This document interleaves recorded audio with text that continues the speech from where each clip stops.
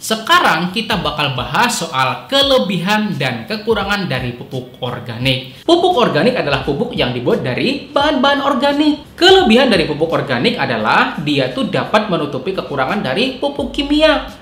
Pertama, dia tuh dapat memperbaiki sifat fisik, kemudian sifat kimia, hingga sifat biologi tanah, dan mencegah terjadinya degradasi atau penurunan kualitas lahan pertanian. Pemberian pupuk organik selain dapat membuat perubahan warna tanah, dapat juga menjaga kelembapan tanah.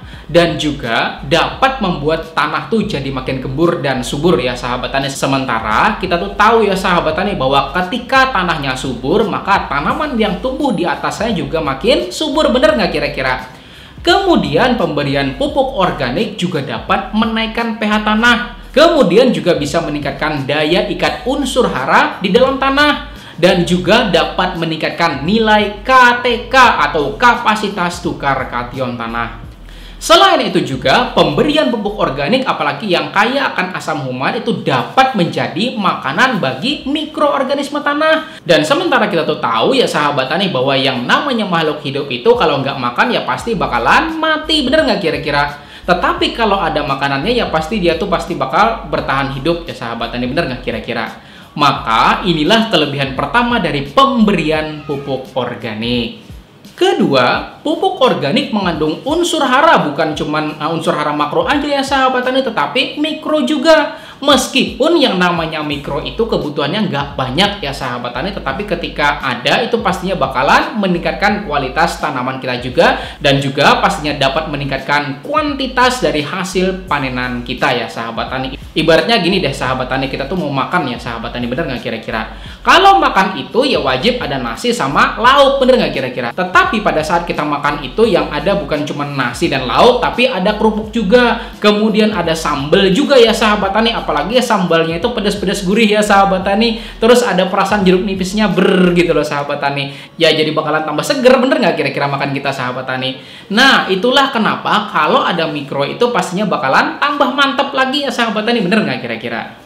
Ketiga, dan ini juga paling penting ya sahabat tani, dia tuh nggak menimbulkan kerusakan pada lingkungan serta residu pada orang yang nantinya bakal makan atau mengonsumsi hasil panenan tanaman kita itu jadi lebih aman ya sahabat tani. Tetapi dibalik semua itu, pupuk organik juga punya kekurangan. Dan apa aja kira-kira kekurangannya? Pertama, kalau kita tuh mau dapat pupuk organik, ya ada dua cara ya sahabat tani. Pertama dengan cara beli, kemudian dengan cara bikin, bener nggak kira-kira? Dan kalau kita tuh mau bikin, ya pastinya harus ada proses demi proses dan tahap demi tahapnya sahabat tani, bener nggak kira-kira? Dan ini nih yang kadang bikin orang tuh malas ya sahabat tani, karena apa? Yang mesti bikin.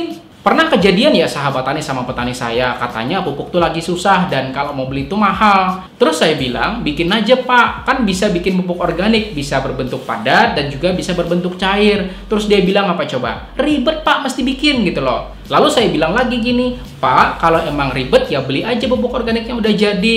Dia bilang duit lagi pak katanya. Ya dalam hati saya, aduh mesti gimana lagi coba. Jadi kalau memang Anda mau yang lebih murah ya silakan Anda bikin, kalau memang nggak mau ya silakan Anda beli gitu ya sahabat tani. Kedua, dibalik kelebihannya yang punya unsur hara mikro, kekurangan dari pupuk organik yaitu kandungan unsur haranya tidak sebanyak pupuk kimia. Dan Anda sendiri juga itu harus pinter-pinter milih bahan apa yang bakalan dipakai ya sahabat tani supaya memiliki kandungan hara yang lebih tinggi. Seperti pada tabel berikut ini. Set! Ini adalah tabel kandungan hara pada kotoran hewan. Maka silakan dipilih ya sahabat tani mana yang mau dipakai. Silakan dipilih ya sahabat tani. Dipilih 10.003 dipilih.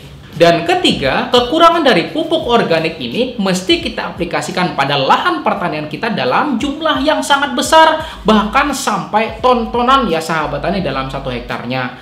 Artinya Anda tuh perlu usaha lebih ya sahabat tani dalam pengaplikasiannya pada lahan pertanian Anda. Dan bisa diaplikasikan sendiri atau bisa juga dengan tambahan tenaga kerja ya sahabat tani dalam penaburannya atau pengaplikasiannya pada lahan pertanian. Tetapi juga di balik kekurangan ini, ketika Anda konsisten, maka ini tuh merupakan investasi jangka panjang, karena ketika tanah kita tuh makin baik kualitasnya, maka tanaman dapat tumbuh lebih baik nantinya hingga bertahun-tahun ke depannya gitu ya sahabat tani.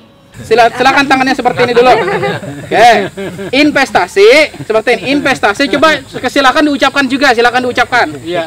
Investasi adalah sesuatu yang akan memasukkan sesuatu ke kantong kita. Nah, duit berarti. ya. Dan setelah ini bakalan ada pembahasan tentang sterilisasi bahan organik dan pembahasan soal hidrogen peroksida. Tetapi setelah kita ikuti dulu pesan-pesan berikut ini, silakan. Dan terakhir yaitu kekurangan pupuk organik yang keempat, dan ini yang paling saya nggak suka ya sahabat tani. Ketika pupuk organik ini belum matang, terutama pupuk organik padat, maka pertama dia itu bau.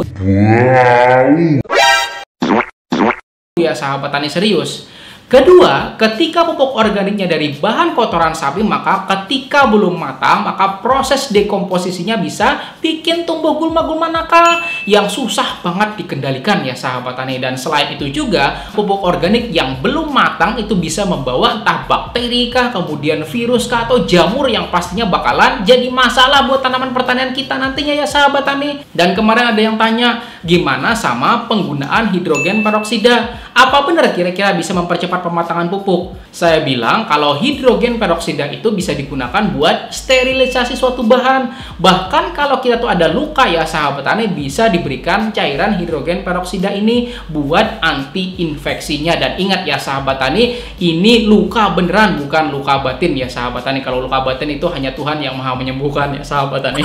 Dan ketika hidrogen peroksida ini kita gunakan buat sterilisasi bahan, maka berarti bisa juga buat sterilisasi pupuk organik. Tetapi menurut saya kalau buat mempercepat pematangan pakai hidrogen peroksida, maka mungkin aja enggak ya sahabat tani. Begini maksudnya ya sahabat tani, dalam proses pematangan pupuk organik maka mikroorganisme bekerja untuk melakukan dekomposisi bahan organik sehingga terjadi pertama ya sahabat tani perubahan fisik dari bahannya, dan kedua terjadi perubahan kimia, dan dalam hal ini peningkatan kadar unsur hara. Tapi Anda berikan hidrogen peroksida yang sebenarnya adalah bahan untuk sterilisasi, ya semua mikroorganisme bakalan jadi wassalam ya sahabat tani, termasuk mikroorganisme dekomposer.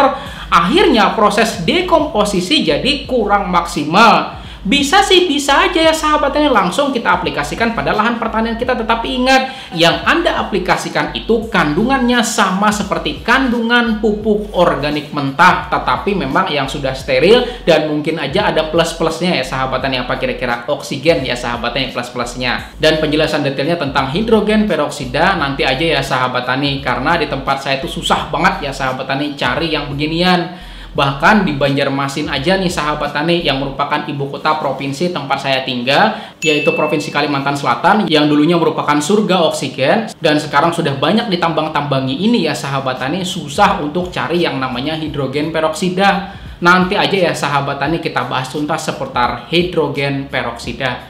Oke, itu dulu ya sahabat tani pembahasan soal kekurangan dan kelebihan dari pupuk kimia dan pupuk organik. Silakan Anda pilih sendiri mau pakai yang kimia kah atau pakainya yang organik. Tetapi saya punya solusi lagi nih sahabat tani. Dan mungkin Anda bertanya, bisa nggak kira-kira pakai semi organik, di mana masih kita pakai kimia tetapi juga kita pakai organik.